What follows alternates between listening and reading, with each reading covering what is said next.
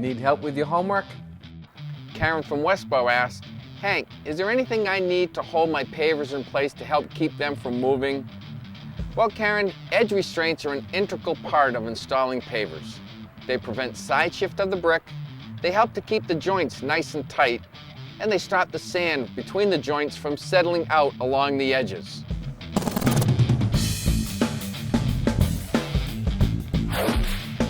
Hi, welcome back to Homework with Hank.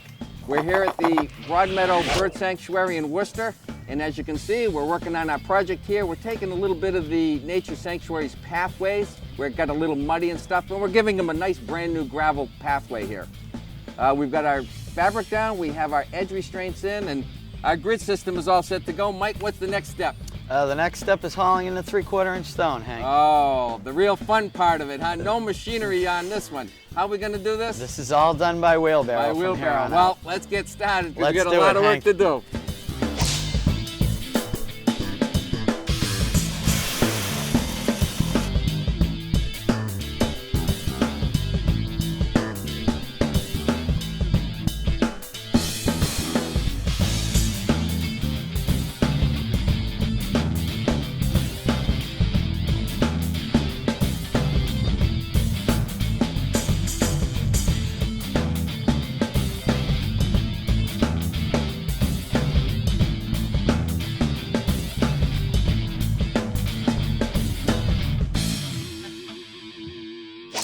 All right, Mike, well, we got all of our stone laid, okay?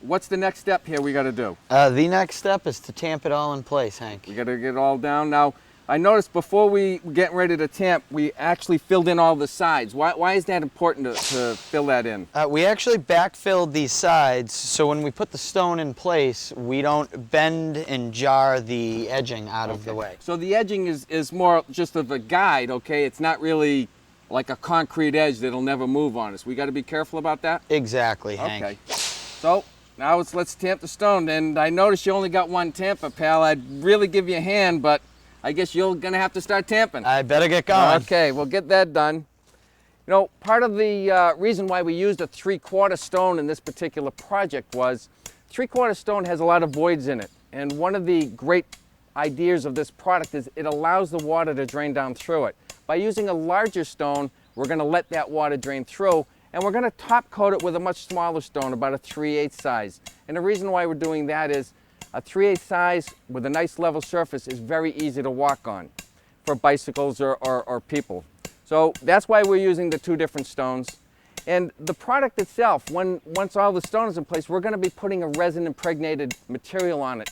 That was developed by NASA as a method of getting their roadways from the shuttle assembly station to the launch pads. They couldn't use concrete, they couldn't use asphalt. Those shuttles are way too big. So they used a gravel type of roadway, and that's what this material was developed for. Now we've got it to be able to use in your backyard. One of the nice things about this kind of walkway, it's got a very natural setting. You can see that maybe brick or some kind of large stone would have been out of place on a nature walkway, especially maybe even in your backyard.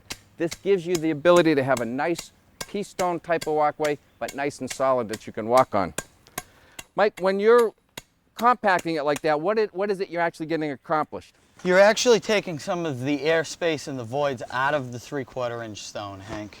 What we're looking to do is bring this from an uncompacted surface, which would be 3 to 4 inches of stone, down to somewhere between 2 3/4 to 3 inches of stone. So by getting it nice and tight, the grid is not only helping keep it stable, but because you've got it all nice and tight, that's also helping keeping it stable. Exactly, Hank. Okay, so that'll make for, again, a nice smooth walkway for us. Well, all we've got left now is to put the 3/8 stone on the top, and when we come back, we're going to show you how we apply the resin on top. You're watching Homework with Hank. We'll be right back.